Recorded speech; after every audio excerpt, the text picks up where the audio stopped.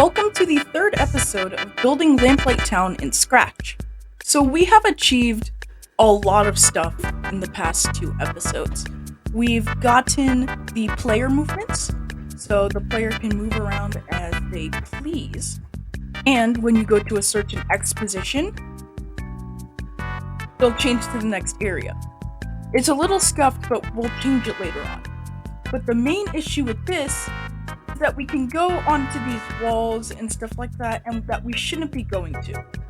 That's why in today's episode, we're going to be working on collision. So basically, whenever the player touches one of the bushes, it shouldn't be able to go into this out of bounds area. So really quickly, I'm going to clean up all of these blocks because we have a monstrosity of code, just a behemoth of code blocks. And the first thing we're going to do is we're actually going to do a small change to the player. So when the left key is pressed, it's going to point in a different direction, because normally when we go right, it's perfectly fine, but when we go left, it's like he's moonwalking. So we don't want that. So we're going to change this to -90. So now whenever the left arrow key is pressed... Bye, have a great day. Oh, okay. So that took quite a bit of time, but I just needed to go to the actual direction and change it from actually rotating to just mirroring the image. And I also had to invert the amount of steps. So now the left arrow is moved 10 steps and the right arrow is moved -10 steps. So now we can just duplicate this and make key right arrow point in direction 90. So now when we click the green flag, we should be at the ready, pointing in direction 90. Okay. We do need to change this. Okay, so now it seems to be fully working. It is a little bit scuffed because whenever we turn, we go to a different position. So we're just gonna have to worry about that later. But the main problem is the collision. Now, in order to make the collision, it's actually very simple, especially with how Prodigy works. So we're just gonna create a new sprite and we're gonna call it collision.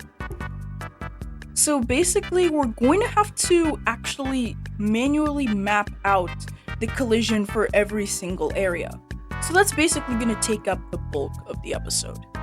So we basically have to shape it around just like this, and basically use a bunch of shapes to basically make the collision as best as we can.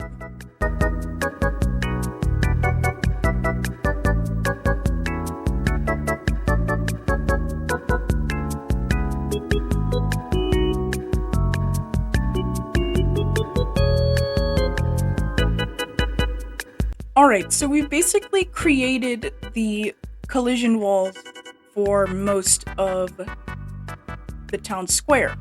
The reason why I put collision walls covering the wheels is because if I put them over the wheels, then you can just walk all around the wheels and stuff like that. So you need to make it so that you stop like right in front of the wheels. So what we're going to do is when green flag clicked, we're not actually going to make it hide. We're going to go to the ghost effect. We did this with the transition, with like the light blue transition.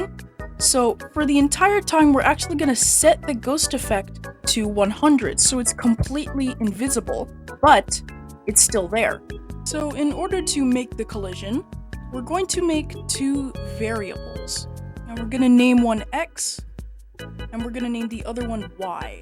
And we're going to set X and set Y to X position and Y position. And we're going to grab a forever block and a if block, and we're going to put if touching collision,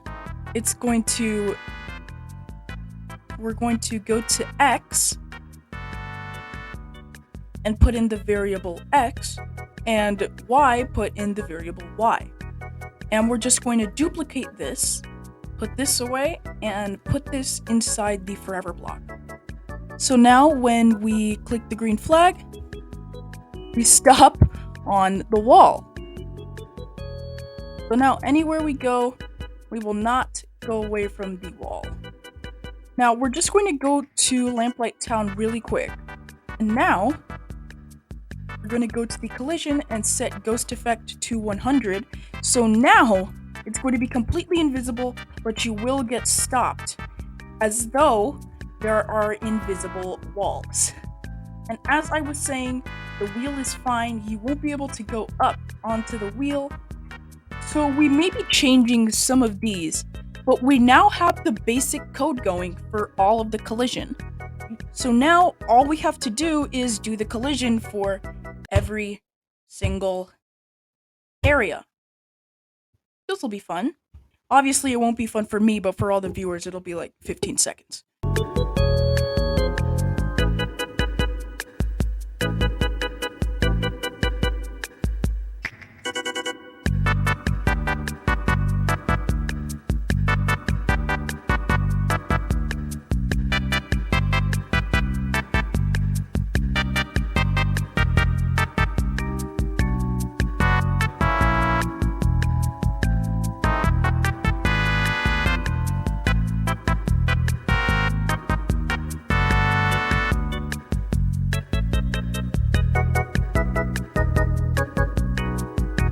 Alright, so we finally finished all of the collision. That actually took me a real life week to complete because I started school and all of that, but we finally finished the collision.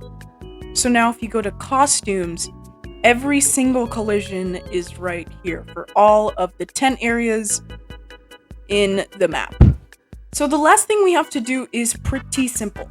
So we're going to go to code on the map sprite, and we're going to put when the green flag is clicked, we're going to switch costume to the costume of the town square.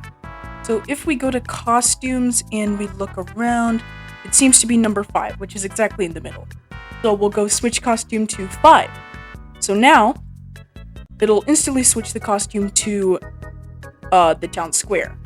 Now, as you can see right now, this was the last collision that I left off of, but this was in a different area. So what we want is the collision for the town square to be there when the town square is there. So we're going to go to the collision sprite, and when green flag is clicked, we're also going to switch costume to the town square. So now the collision for the town square matches up with the town square.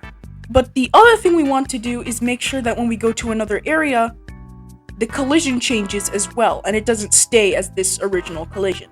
So if we go to the map sprite, we see we have 2 messages, new area and previous area.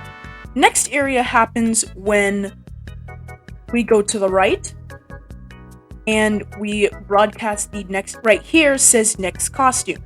So once we go to a specific point, it switches to the next costume. Previous area is basically the same thing, but if we go to the left, then it switches to the costume number -1. So basically the previous costume. Now we're going to utilize these same messages inside the collision. Now we're going to go here, and when I receive new area, we're going to put next costume. When I receive previous area, we're going to switch costume to costume number -1. So now, whenever we go to the next area, it switches to the collision of that area. Same thing for when we go back.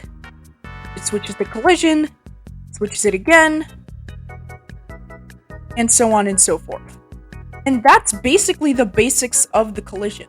We're obviously going to change it later on and also make it so that once we're at a specific costume number, like right here, instead of going to the left, we actually have to go up. So we have to code it so that once we get to a specific Y position, then it'll switch the costume and so on and so forth. So this will be tweaked later on. But that's pretty much the basics of the collision. If you guys enjoyed this video, go down below and hit the subscribe button, and I'll catch you later. Peace.